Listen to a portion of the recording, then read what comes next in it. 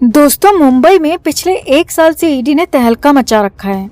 बड़े बड़े नेताओं को जेल में डाल रखा है, तो कई बड़े नेताओं के पीछे ईडी की टीम ऐसे पड़ी है कि कभी भी गिरफ्तारी हो सकती है।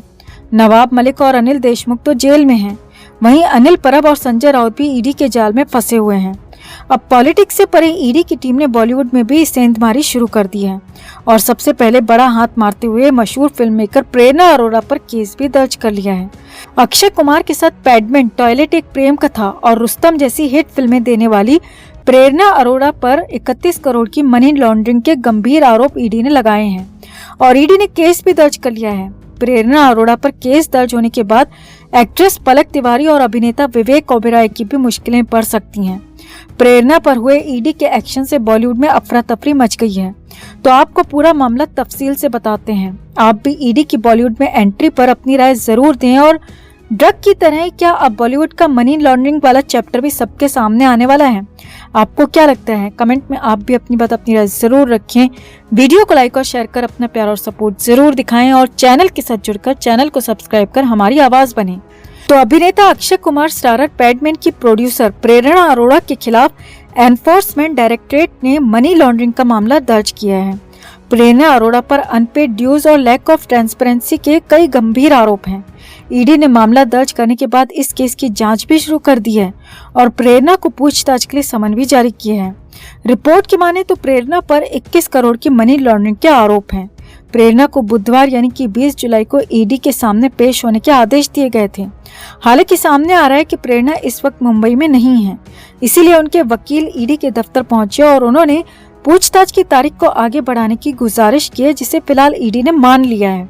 मगर प्रेरणा से पूछताछ होगी, ये बात पूरी तरह तय है। यहाँ आपको बता दें कि प्रेरणा अरोड़ा पहले भी करोड़ों रुपए की धोखाधड़ी के मामले में जेल जा चुकी हैं। 2018 में इकोनॉमिक्स ऑफिस विंग ने प्रेरणा को गिरफ्तार किया था। प्रेरणा को साल 2018 में मुंबई पुलिस की ईओडब्ल्यू ने वासु भगनानी के साथ 31 करोड़ 6 लाख की धोखाधड़ी करने के आरोप में गिरफ्तार किया था। इस मामले में उनकी गिरफ्तारी आईपीसी की धारा 420 यानी कि धोखाधड़ी और 120 बी यानी कि आपराधिक साजिश रचने के तहत हुई थी। तब प्रेरणा को करीब 8 महीने जेल में रहना पड़ा था। प्रेरणा अरोड़ा पर कई फाइनेंसर्स ने धोखाधड़ी के आरोप लगाए हैं और दावा किया है कि उन्होंने कई लोगों के पैसे वापस नहीं किए हैं। उनकी मुश्किलें तब बढ़ी जब प्रोड्यूसर वासु भगनानी और उनके प्रोडक्शन हाउस ने प्रेरणा के खिलाफ नोटिस भेजा था। वासु भगनानी ने प्रेरणा अरोड़ा पर करीब 31 करोड़ 6 लाख रुपए वापस देने की मांग की थी, जिसके बाद प्रेरणा को गिरफ्तार कर लिया गया था और 8 महीने जेल में रहना पड़ा था। वासु भगनानी ने उस वक्त प्रेरणा के खिलाफ मामला दर्ज करते हुए कहा था कि उन्हें अक्षय कुमार की पैडमैन के राइट्स को साइन करने वाली प्रेरणा के हाथों 30 करोड़ से ज्यादा का नुकसान हुआ है, वो भी फिल्म रिलीज होने के बाद। उनका दावा है कि प्रेरणा ने अन्य प्रोड्यूसर्स के साथ भी इस तरह के अनुबंध पर हस्ताक्षर किए थे, जिसकी वजह से उन्हें गिरफ्तार किया गया था। जी हाँ, उस वक्त भी अक्षय कुमार का नाम ही एफआईआर में शामिल था और सामने आ रहा है कि इस बार भी अक्षय कुमार का नाम ईडी की एफआईआर में शामिल है। यहाँ आपको बता दें कि प्रेरणा अरोड़ा पर ईडी का शिकंजा कसते पलक तिवारी और विवेक ओबेरॉय भी मुश्किल में फंस सकते हैं, क्योंकि प्रेरणा अरोड़ा ने साल 2020 में पलक तिवारी और विवेक ओबेरॉय स्टारर अपने अगले प्रोजेक्ट रोजी चैप्टर की घोषणा की थी और सामने आ रहा है कि इसी प्रोजेक्ट को लेकर प्रेरणा पर अनपेड ड्यूज और प्रोडक्शन का पैसा अपने निजी कामों में खर्च करने का आरोप है। सामने आया कि एक्टर विवेक ओबेरॉय को पहले ही प्रेरणा की करतूतों की भनक लग चुकी थी, इसीलिए विवेक ने साल 2021 में प्रोजेक्ट को बीच में ही छोड़ दिया था। मगर एक्ट्रेस श्वेता तिवारी की बेटी पलक तिवारी अभी भी इस प्रोजेक्ट से जुड़ी हुई है। फिल्म फेयर की एक रिपोर्ट की माने तो प्रेरणा के एक करीबी सूत्र ने खुलासा किया है कि प्रेरणा सेंटा क्रूज के एक 5 स्टार होटल में रह रही हैं, जहां उन्होंने अभी तक 20 लाख रुपए से ज्यादा के बिलों का भुगतान नहीं किया है और वो सारा पेमेंट फिल्म के जरिए करवाने की साजिश भी की गई है। यानी कि यहाँ पर भी प्रेरणा फंस सकती हैं। यहाँ आपको बता दें कि प्रेरणा अरोड़ा ने हाल ही में अपनी गलती को भी स्वीकार किया था और मीडिया में एक इंटरव्यू में कहा था कि अब वो एक नई शुरुआत करेंगी। उन्होंने कई सारी गलतियां की हैं। प्रेरणा अरोड़ा ने इस इंटरव्यू में कहा था कि अब वो दोबारा से फिल्में प्रोड्यूस करेंगी, मगर जहां अभी तक प्रेरणा पुरानी गलतियों को सही नहीं कर पाई, वहीं अब ईडी के शिकंजे कसने से तो मुश्किलें और ज्यादा बढ़ गई हैं। यहाँ आपको बता दें कि प्रेरणा को रुस्तम, पैडमैन, फन्ने खान, केदारनाथ, परमाणु, बत्ती गुल, मीटर चालू और टॉयलेट एक प्रेम कथा जैसी फिल्मों को प्रोड्यूस करने के लिए जाना जाता है।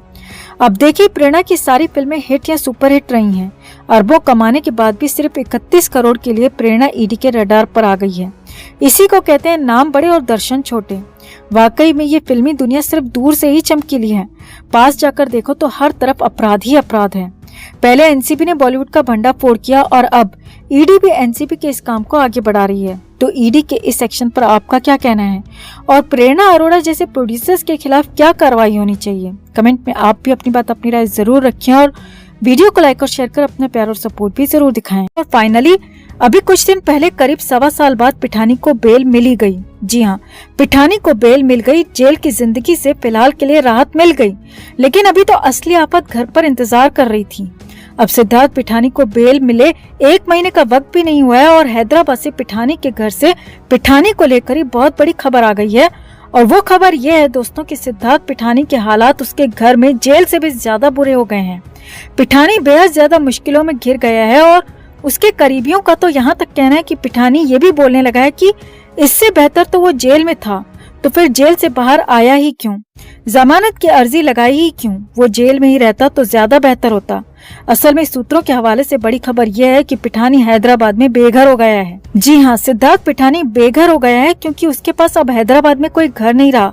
सूत्रों के मुताबिक सिद्धार्थ पिठानी के पिता ने पिठानी को अपने घर से निकाल दिया है और साफ साफ कह दिया है कि उसके घर में कोई जगह नहीं है और इसके लिए वजह वो केस ही बताया जा रहा है जिसमें सिद्धार्थ पिठानी 1.25 साल तक जेल के अंदर बंद रहा। सूत्रों के मुताबिक सिद्धार्थ पिठानी के पिता का मानना है कि उसकी वजह से उनकी और उनके समाज की खासी बेइज्जती हो रही है और इसी वजह से वो पिठानी को घर से बाहर कर रहे हैं। और बड़ी बात यह है कि हो सकता है कि वो पिठानी से नाता ही तोड़ लें, रिश्ते ही सारे खत्म कर लें। अब यहाँ सिद्धार्थ पिठानी को ये पहला और बड़ा झटका लगा, जो कि बहुत बड़ा था, छोटा मोटा झटका नहीं था। मगर पिठानी के लिए तो इससे भी बहुत बड़ा झटका अभी इंतजार कर रहा था और वो झटका सिद्धार्थ पिठानी को दिया उसकी पत्नी ने। जी हाँ, पिठानी को उसकी पत्नी ने भी झटका दे दिया है। ये खबर सोर्सेस के हवाले से आ रही है कि सिद्धार्थ पिठानी को उसकी पत्नी ने भी छोड़ दिया है। जी हाँ, खबर है कि जब से पिठानी जेल में था तब से ही उसकी पत्नी मायके में रह रही थी और करीब 1.25 साल से ही यही सिलसिला चल रहा था। अब शुरुआत में पिठानी से मिलने कई बार वो जेल गई और साल के अंतिम दिनों में तो मुलाकात काफी कम हुई। सिद्धार्थ पिठानी की पत्नी जेल मुलाकात के लिए गई ही नहीं और अब पिठानी जेल से वापस आया है, तब भी सूत्रों के मुताबिक उसकी पत्नी उसके साथ नहीं आई बल्कि अपने मायके में ही रहने लगी और ऊपर से पिठानी के पिता ने उसे घर से बाहर निकाल दिया। तो सिद्धार्थ पिठानी के पास सिर छिपाने के लिए जगह भी नहीं बची है, लिहाजा पिठानी के लिए चौतरफा मुश्किल आ गई है। हर तरफ से वो मुश्किल में घिर गया है, फंस गया है। पिता ने छोड़ दिया है तो पत्नी ने भी पूरी तरह से लगभग किनारा कर लिया है। ये खबरें सोर्सेस के हवाले से आ रही हैं। अब हालांकि कोई वर्जन फिलहाल सामने नहीं आया है, लेकिन सोर्सेस के हवाले से ये बड़ी खबर आ रही है जिससे साफ है कि सिद्धार्थ पिठानी 14 जून 2020 का बड़ा आरोपी है। उसके हालात बिगड़ते जा रहे हैं और कुछ लोग तो यहाँ तक कहने लगे हैं कि ये पिठानी के पापों की सजा है जो उसे मिल रही है, क्योंकि उसने एक निर्दोष और मासूम इंसान को नहीं बख्शा, उसके खिलाफ साजिश की, जिसने उसे अपने घर में रखा, मुफ्त की रोटियां खिलाई, मुफ्त का खाना खिलाया, पानी पिलाया, बहुत कुछ किया, उसको ही दगा दिया, उसके साथ ही गलत किया और अब वक्त उसे जवाब दे रहा है। और इसीलिए ये भी कहा जाने लगा है कि न्याय मिलना शुरू हो गया है, इंसाफ शुरू हो गया है।